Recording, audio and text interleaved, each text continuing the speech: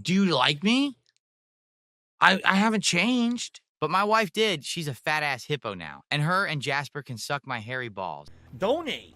You want me to have made money and donate money to you? You fucking idiots. Besides, I'm still riding Triple P and Andy's meat stick. He's a bum. Do you know He's how hard? an ungrateful beggar bum. My sister is actually a feminist. We've watched your Heavy Rain playthrough and laughed our asses off at the club scene. Cool. Yeah, I mean, I really have made an honest, effort to turn myself around and be a different kind of creator in the last 5 to 10 years. And I really do think I am now with the kind of stuff that I do and my commentary changing. So I have no desire to go after anyone, male, female, or anyone on the internet and systematically try to harass them for any good reason. There's no point. Take all your genders and shove. I happen to have people, I'm just fucking obliterated. And it's Mark, so I'm like, I got to answer it. It's the first time he's ever called me. And Mark, so I who? go out in the garage, and I'm smoking a cigarette while I'm talking to him. He can hear me smoking. He's like, oh, you smoke? I'm like, oh, I felt judged a little bit. And then I had to piss so bad, but there was like music and everything else going on in the house. So I just start pissing in a bucket. Like there's a 5-gallon bucket in my garage. And I start pissing in a bucket, and a dude comes out. My buddy comes out. He's like, what the fuck? You're pissing in the garage? All I hear is like a 10-second silence from Mark. Mark's like, do you need me to call you? Do you want to call me back? I'm like, no, he's just joking. He's just joking. I'm not really pissing in my garage. Okay, why do you keep pissing in random parts of your fucking house, man? My wife, like, sometimes, like, I get home late. I taste the dill. I like dill. So it smells good, tastes good. Hold on. I got to do something. Ready? Give me 1 second. I want you to look underneath me. I'm going to turn my camera off for a second. Take a look under me, okay? Minds, Twitch, Parler, Rumble, BitChute, and he's also on YouTube. Are there any ways that he doesn't accept contributions? Like, I mean, surely he has a PayPal as well, right? Surely, and a Venmo? Of course, he must. He has to. We already know he has a Kickstarters. He has GoFundMe's.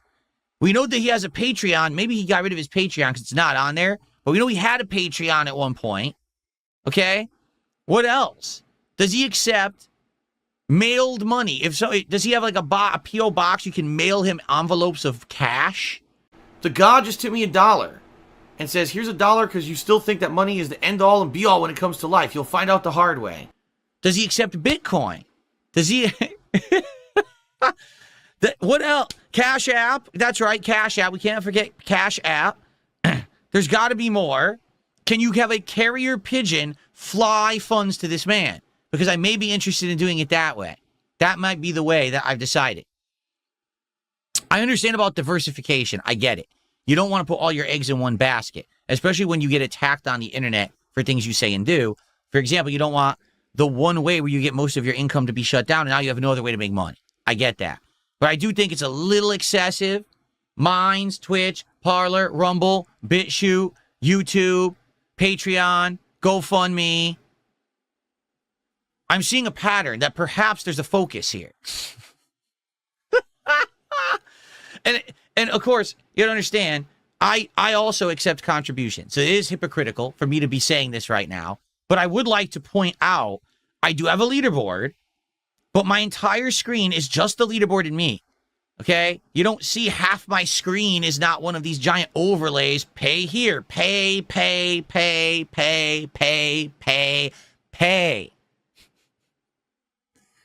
But if you want to do that, please do. I'm not going to complain, but I'm just calling it out. I've also seen this with other podcasters, right? I called this, who was it, Painkiller already many years ago?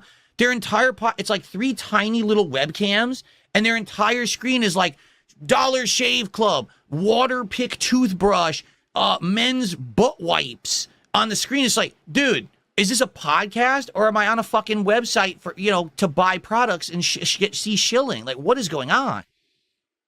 At some point, I would like to have content be the focus of content. Does that make sense? That, like, you're doing content because you feel like you want to put out a product that someone will enjoy today, and then maybe if they liked the product, then they'll contribute. Not the product is the contributions. Does that make sense? Dude, you look at the fucking mirror, you stupid muppet. It drives me bonkers. And these people are way more successful than me. So maybe I'm doing something wrong. Maybe my methodology has been wrong all along. And all I should have been doing is thinking about how do I get money today before I even think about what content I'll put out to do it. Maybe that's what I should have been doing endlessly from day one. Because everyone there is doing better than me. The guys from Painkiller already do better than me. Jeremy does better than me. So maybe I'm the fool here. Or maybe not.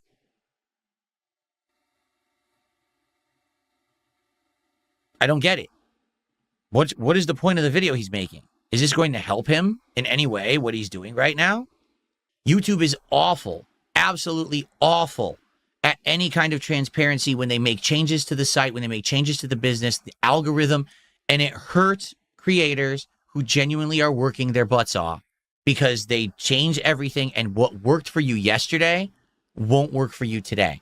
He is not wrong, but I don't know who he's talking to because his audience doesn't make the YouTube algorithm. YouTube does.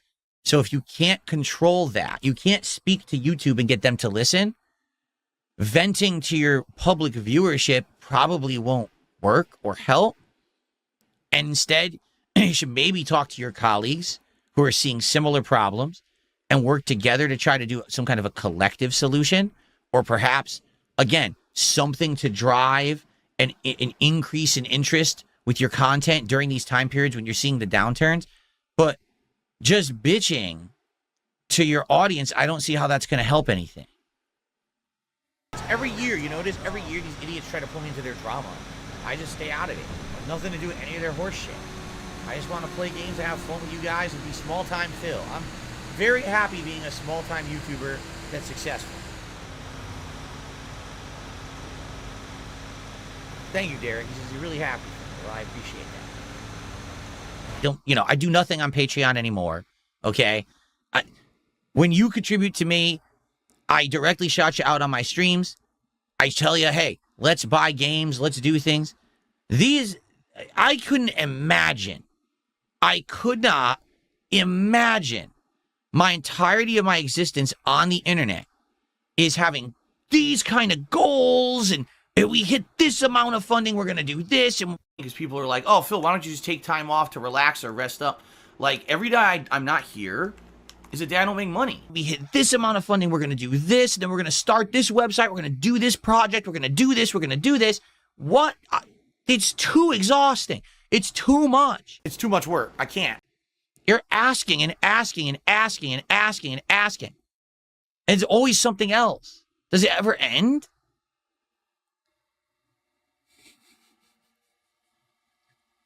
What are you talking about?